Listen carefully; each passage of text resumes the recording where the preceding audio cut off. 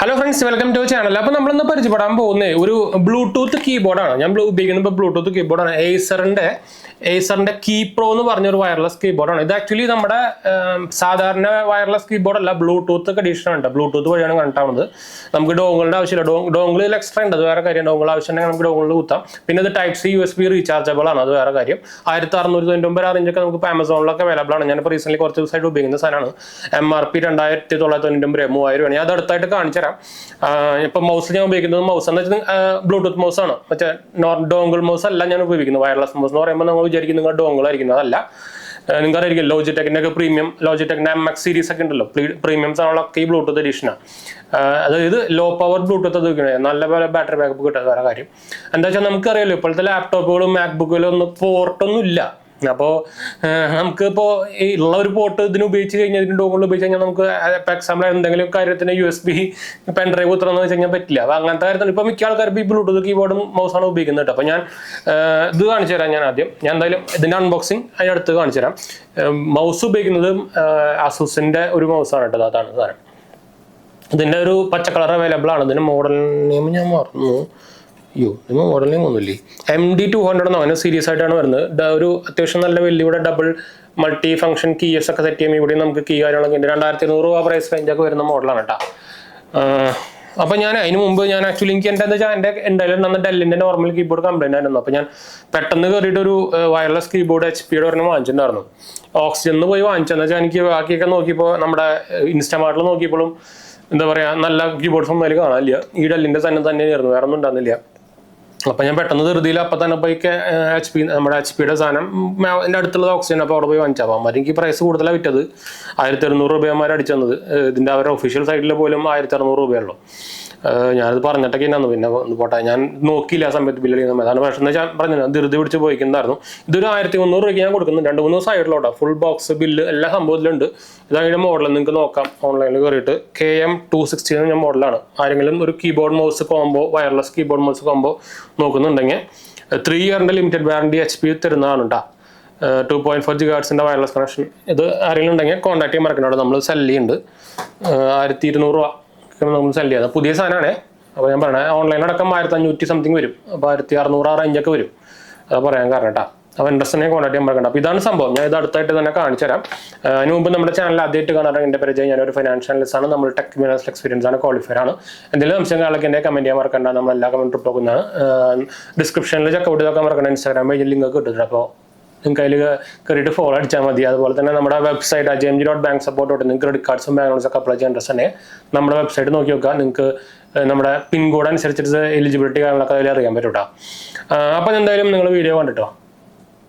ഇതാണ് നമ്മുടെ ഞാൻ നേരത്തെ കാണിച്ചത് നമ്മുടെ ഏസറിൻ്റെ കീബോർഡിൻ്റെ ബോക്സ് വരുന്നത്. ഇത് ടൈപ്പ് സി ചാർജിങ് ഒക്കെ ആയിട്ട് വരുന്ന ഒരു ബ്ലൂടൂത്ത് കീബോർഡാണ്.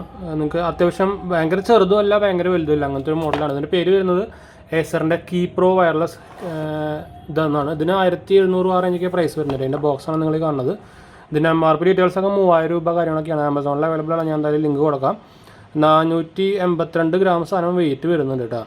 അതുപോലെ തന്നെ ABS, type C port, Windows, Android, macOS എല്ലാത്തിലും പറ്റും. കീബോർഡ് ഉണ്ട്, നാനോ റിസീവറും ഉണ്ട്, പിന്നെ ബ്ലൂടൂത്തും ആണ്. ഇത് മാനുവലും ഉണ്ട്, ചാർജിങ് കേബിളും ഉണ്ട്, കാര്യങ്ങളൊക്കെ ഉണ്ട്.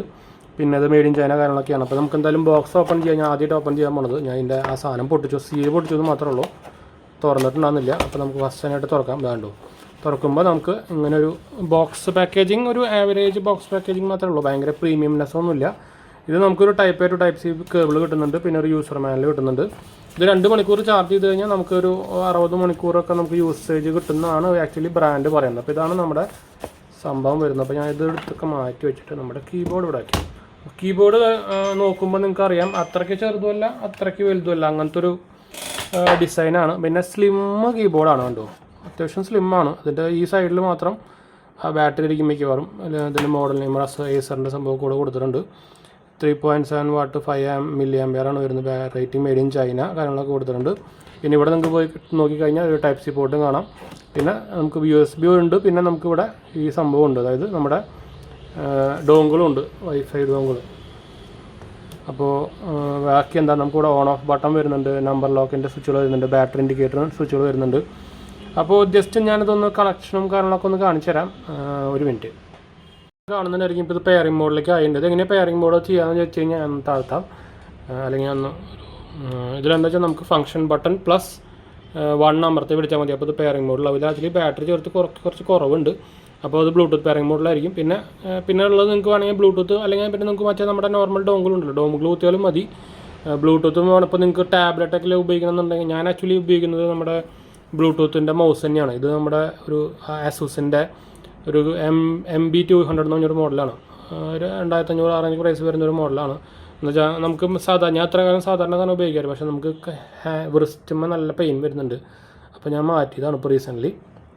അപ്പോൾ ഈ സാധനം ഞാൻ പെയർ ചെയ്തിട്ട് നമുക്ക് കാണിച്ചു തരാം. അപ്പോൾ പെയറിങ് ചെയ്യുമ്പോൾ അങ്ങനെ പറഞ്ഞു തന്നല്ലോ, ഫംഗ്ഷൻ ബട്ടൺ പ്ലസ് 1 അമർത്തിയാൽ മതി. അപ്പോൾ ഇവിടെ ബ്ലിങ്ക് ചെയ്യും. അപ്പോൾ ഇതിൽ ചാർജ് കുറച്ച് കുറവുണ്ട് കേട്ടോ. അപ്പോൾ ഞാൻ കുറച്ച് നേരം ചാർജ് ചെയ്തിട്ട് പിന്നെ നമുക്ക് തിരിച്ചു വരാം കേട്ടോ.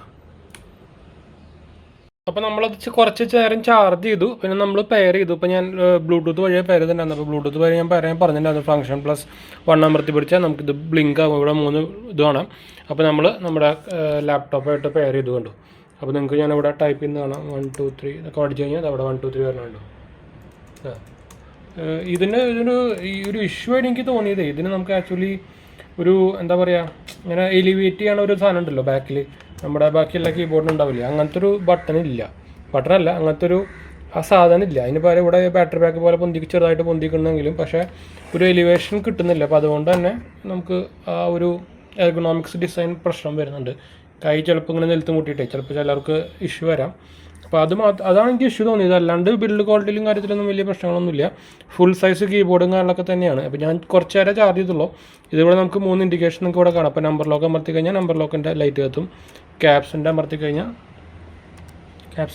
ക്യാപ്സിൻ്റെ ലൈറ്റ് കത്തും, പിന്നെ ബാറ്ററി ഇൻഡിക്കേറ്റർ അത്.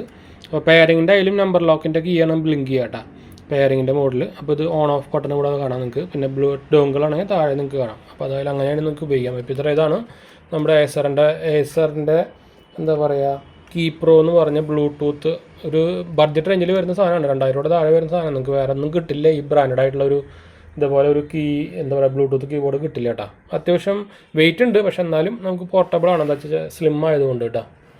അപ്പോൾ എന്തായാലും നമുക്ക് വൈൻഡപ്പ് ചെയ്താലോ. അപ്പോൾ നിങ്ങളൊരു ബ്ലൂടൂത്ത് കീബോർഡ് 2000 താഴെ നോക്കുന്നുണ്ടെങ്കിൽ ഈ സാധനം നോക്കാൻ മറക്കണ്ട കേട്ടോ. വൈൻഡപ്പ് ചെയ്യാം. അടുത്ത കാണാം. ബൈ.